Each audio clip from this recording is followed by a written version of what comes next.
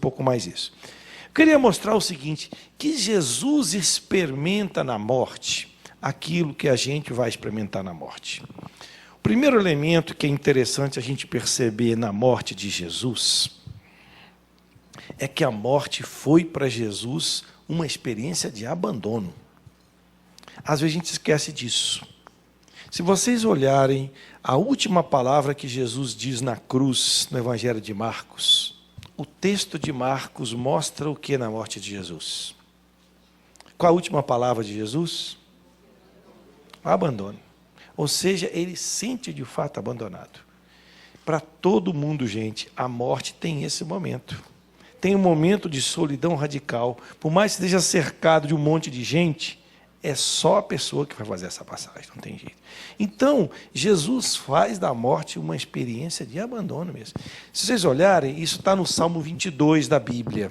É o salmo do justo desesperado que clama a Deus. É o que a gente, na versão latina, chama de Salmo 21, mas na versão hebraica é o 22. Começa, meu Deus, por que me abandonaste? O que a gente quer mostrar é que os diferentes evangelistas mostraram a simultaneidade das experiências que Jesus teve com a morte. O que a gente, como cristão, acaba esquecendo, porque nós já temos a experiência de Jesus glorificado, ressuscitado, é que a morte significou para Jesus fracasso mesmo. Pregou o reino de Deus, a fraternidade, tal, foi traído. Morreu sozinho, não foi mesmo? Então, essa experiência que a morte tem para qualquer ser humano, gente, Jesus viveu a morte como abandono, como solidão. Clamor para Deus, o grito. Mas é interessante que nos evangelhos não tem só isso. Isso é muito legal. Se a gente olha no evangelho de Lucas, vai acontecer, a gente vê em Lucas o quê? A segunda dimensão da morte. Jesus não é somente abandonado por todo mundo e se sente abandonado pelo Pai e grita. Ele se abandona nas mãos do Pai. Olha que diferença. Ele se entrega. Vamos ver a última palavra de Jesus na cruz no Evangelho de Lucas, 23, 46. Então, essa segunda dimensão, para nós cristãos, à luz da experiência da morte de Jesus, a gente faz a morte como entrega nas mãos de Deus. E a terceira, que Jesus faz, Jesus é acolhido pelo Pai. O Pai o acolhe e o Pai lhe confere a nova vida. O discurso de Pedro no dia de Pentecostes é belíssimo, ele diz isso. Não era possível que ele ficasse no reino dos mortos. Então o Pai o ressuscitou. O Pai o ressuscitou. Então, gente, essas três dimensões, eu diria, da morte, a partir de Jesus, que o cristão, a cristã experimenta. A morte como abandono, como solidão, não tem jeito. A morte tem essa dimensão mesmo de perda. Toda pessoa vai passar na morte. Nem que seja questão de 1/1000 de segundo, né? Como quem morre imediatamente. Isso passa pela consciência dele ou dela. Ou aquele que vai passando pelo processo do morrer mais lento. A morte como entrega nas mãos do Pai. E a morte como Deus que nos toma e nos transforma e nos leva para uma vida nova, diferente, glorificada. Aqui é interessante observar que essa passagem para esse encontro com Deus, na nossa perspectiva católica, não tem que ficar esperando Jesus vir. É muito interessante, o Evangelho de Lucas tematiza isso de uma maneira maravilhosa. É no encontro com o ladrão que está lá na cruz, não é? Eu te digo hoje, vírgula, estarás comigo no paraíso. Não é verdade. O texto é claro. Quer dizer, há uma presença em imediatez do nosso estar com Deus. Então, a gente passa para esse nível de glorificados exatamente a partir da experiência de Jesus. Agora eu queria lembrar 2 aspectos sobre a morte do cristão à luz do Evangelho.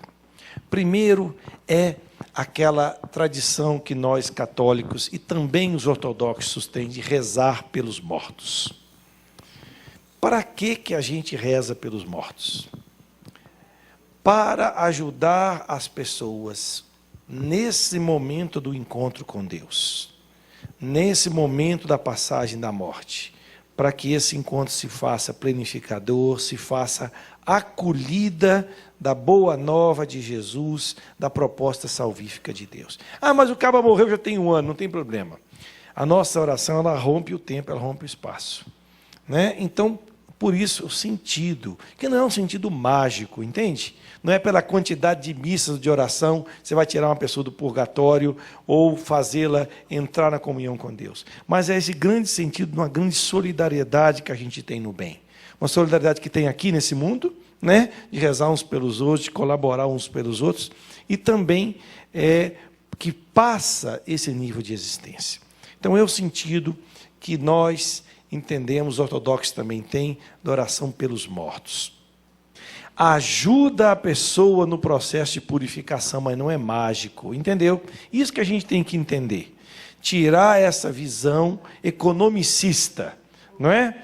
Tantas missas ou tantas orações para tirar fulano do purgatório. Não se trata disso. Se trata a nossa colaboração no processo de purificação da pessoa da morte. Daqui a pouco nós vamos trabalhar esse tema, tá bom?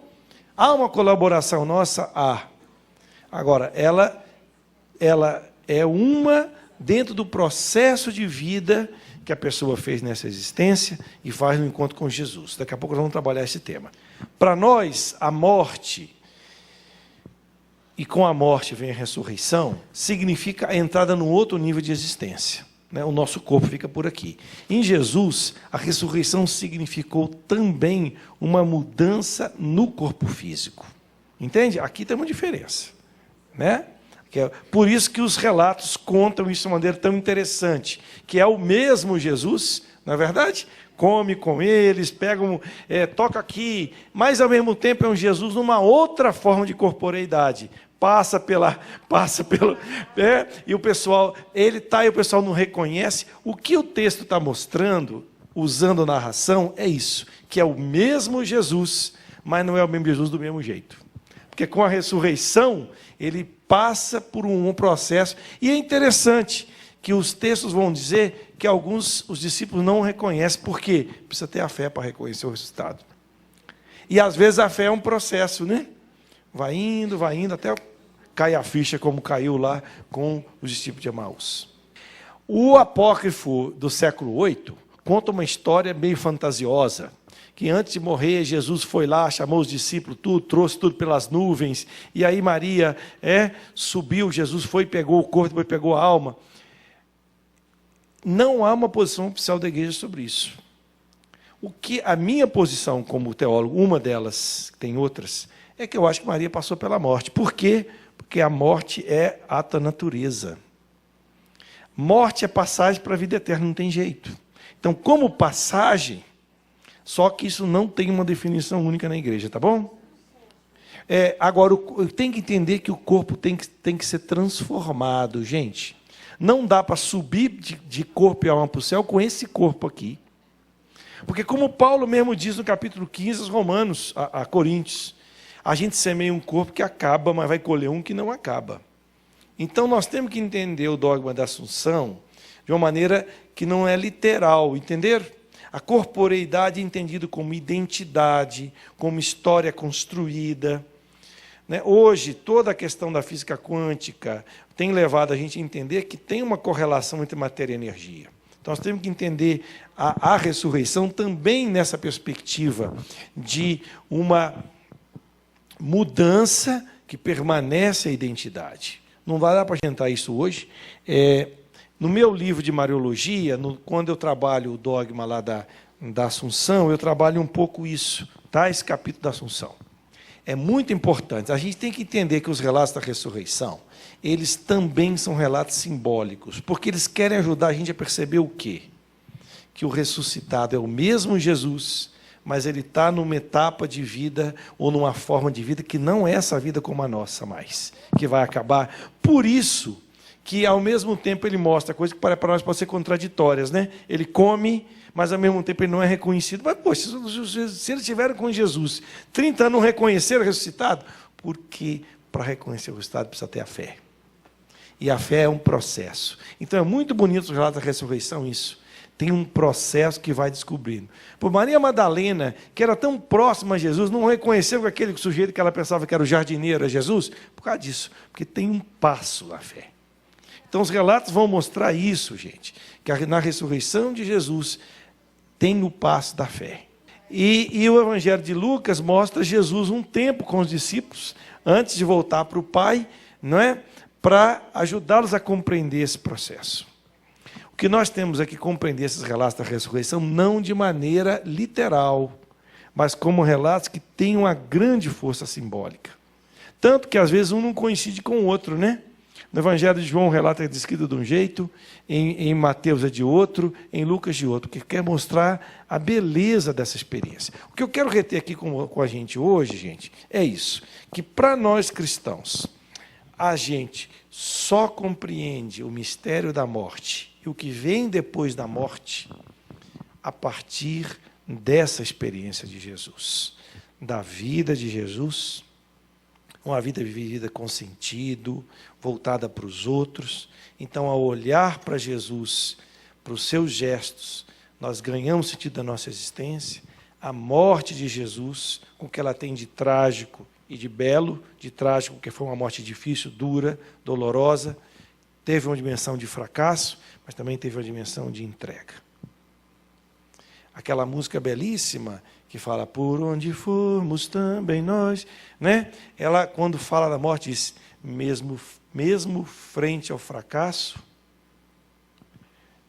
eu mantive o meu sim. Não é isso? É isso, a experiência da morte.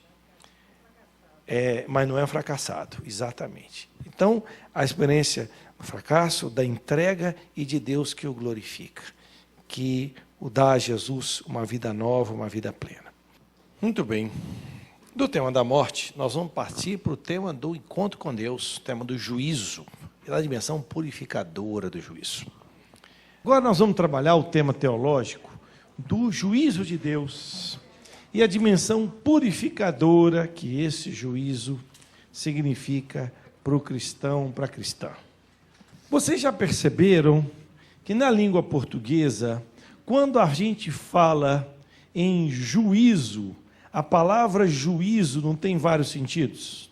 Olha como é que é diferente. Uma coisa é perdeu o juízo, ficou doido. Outra, ele não tem juízo, quer dizer, não sabe distinguir o bem do mal. Então, você perceba como que na vida da gente, a gente vai passando... Tá bom, para aí, isso mesmo. Que a gente vai exercitando esse juízo na nossa existência. Agora, o juízo que é emitir parecer sobre alguma coisa, o juízo que é... Agora, os nossos juízos são limitados, são parciais, não é? Quantas vezes você pode emitir um juízo sobre uma pessoa só depois que você descobre, puxa vida, agora eu estou entendendo o gesto dela, estou entendendo, não é? Porque ela agiu desse jeito. Então, porque os nossos juízos são parciais. Como é difícil a gente compreender os diversos elementos que vão compor os atos das pessoas.